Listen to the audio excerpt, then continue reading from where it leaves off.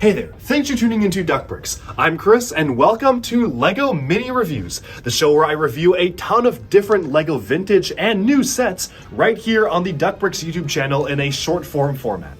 So I have a ton of Bricklink orders to get through as well as just associated LEGO purchases, and I figured instead of making a mega video where I go through every single one that's hours long, why not break it up into separate mini reviews? And so in addition to our normal 3 videos a week schedule, be sure to stay tuned for a mini review dropping every single day where we do not normally have a standard video releasing. I hope you enjoy, and let's jump right into our first pick. Alright, so this set is from the LEGO Adventurers line from the rarely visited Dino Island sub-theme. It features a whole trapper vehicle for Johnny Thunder to transport dinosaurs like the T-Rex, a boat for him to load the dinos onto, and a small car with Sam Sinister and his minions to actually try to capture the dinosaurs for themselves. So this was kind of LEGO's attempt at capitalizing on the popularity of the Jurassic Park movies.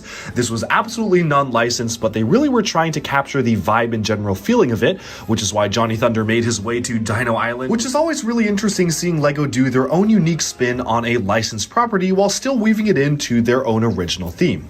So starting off with the actual transport truck here, it's very simple, but I do like how it is able to transport the full T-Rex dinosaur.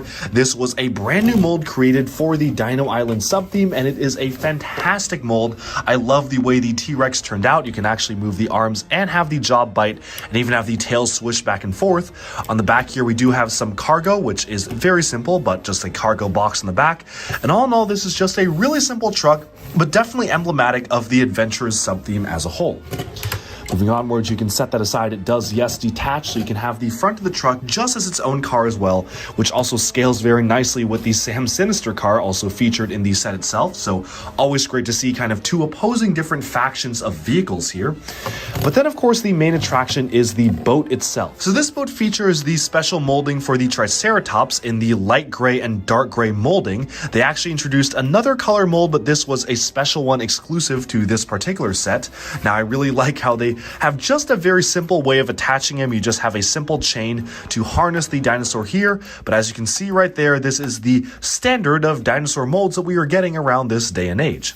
You've got Dr. Kilroy up front mans the baby T-Rex, which he has stored at the front of the boat, and of course you have one of the helpers for Johnny Thunder up here as well, piloting the boat itself.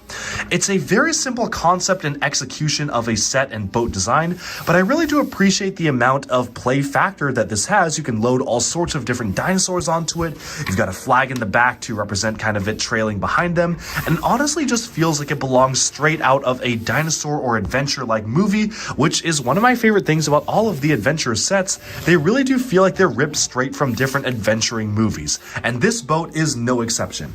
This is a really great set that I really appreciate has all sorts of different vehicles, both land and ocean, to really have a dynamic play scene, but there's still so much more to see, so let's now move on. LEGO-themed dino-catching boats have come a long way since the set we took a look at. Here's the latest one from Jurassic World, which obviously uses the pre-made hull, but honestly still kind of captures some of the charm of the original dino-capturing boat itself. Now, I hope you did enjoy this review, and it's really interesting seeing some of LEGO's early attempts to experiment with dinosaur-themed sets. Thank you so much for tuning in, and let me know down in the comments below, what do you think of the Adventurers line? Are you happy it existed, or do you want to see more licensed stuff like Indiana Jones or more Jurassic World? And do you think there is room in LEGO's portfolio for both?